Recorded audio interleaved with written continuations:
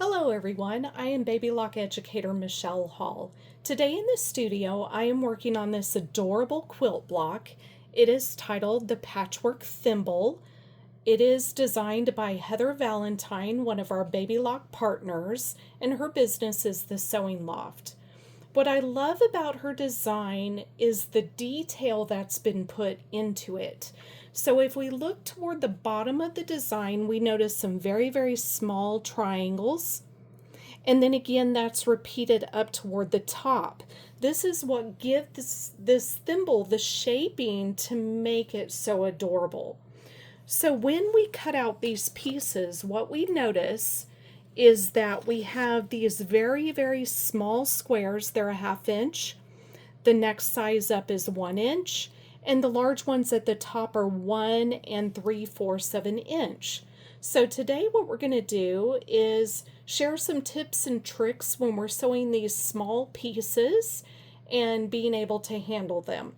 So one of the things I like to use when I sew these very small pieces is foundation paper, piecing paper, tissue paper, newsprint. And what I do is I cut it in strips and then I draw a line in the center of it. And then that helps me sew these very small pieces. I'm going to gather up some materials, head to the machine, and show you how to do this. Okay, so we're at the machine, and today I'm on my Solaris 2 that's been upgraded to a Vision, and I'm going to go ahead and open up sewing. Then I'm looking for the utility stitches, the one that's in the very center of the J foot, which my machine comes up selected to this positioning. It's just the one that I find the most useful for me. You may change that in your settings to your preference.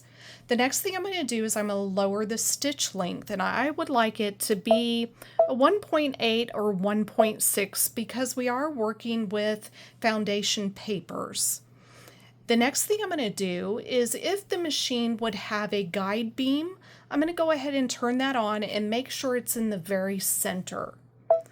So we're going to turn on this guide beam and make sure it's a color you can see on your fabrics. I've got red selected. That's going to be perfect for what we're doing.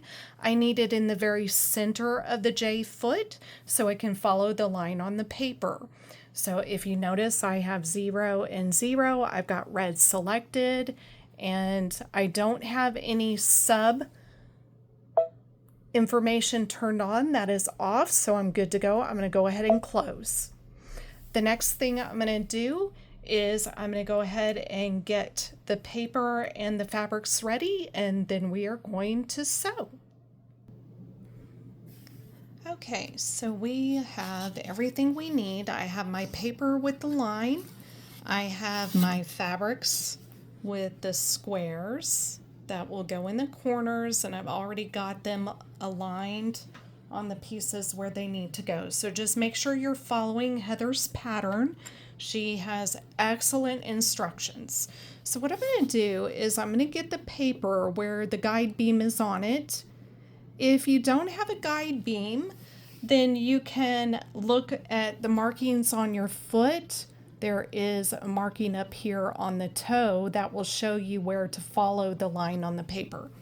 The next thing I'm going to do is I'm going to take the corners of the fabric and make sure that they're on that line. So I'm lining up these corners, and we can see the corner up here in alignment, and then the one down here. So now as I sew, I could fully sew these without having any extra help or anything, but I find that the paper, especially when these squares start to get very tiny, to be very helpful. So I'm just going to lift this up real quick and make sure that I can see that this corner is where it needs to be, and I know that the one down here is also where it needs to be. Now what the paper does is it helps the feed dogs have something to grab hold of. So if you use leaders and enders, it's the same concept, but now I have paper under it. So when pieces get very tiny, I don't have to worry about them going into the machine if the needle would force them down and into the machine. So I'm going to lower my foot. I'm going to make sure that everything is in alignment with the foot and down the line on the paper. And then all I have to do is just sew. And you just make sure that it's staying on track. That's it. And we're just going to sew. And we can watch that guide beam definitely go down the line on the paper. And that one's done.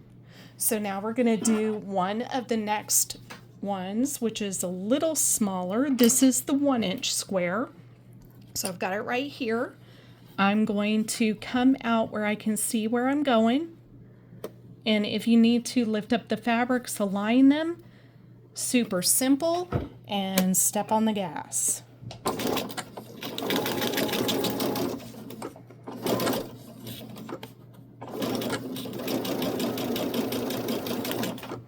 Okay, and same thing for the tiny one.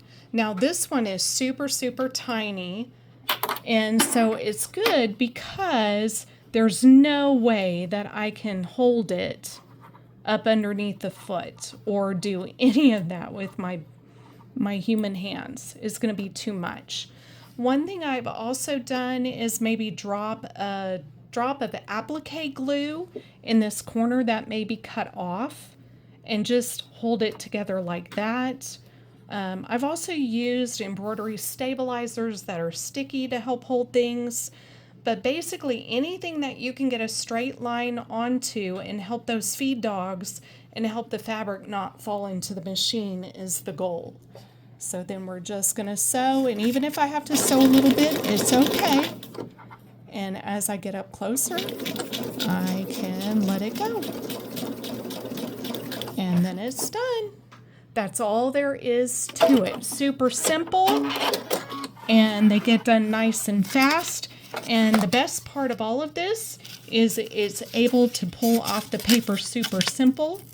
I just start pulling, and once you have it, that thread is there because we chained them together, and they just pull right off.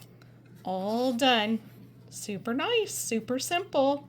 Hope you enjoy the tip, and I look forward to seeing your projects in our Facebook pages and groups, and hope to see you at a retail location sometime soon.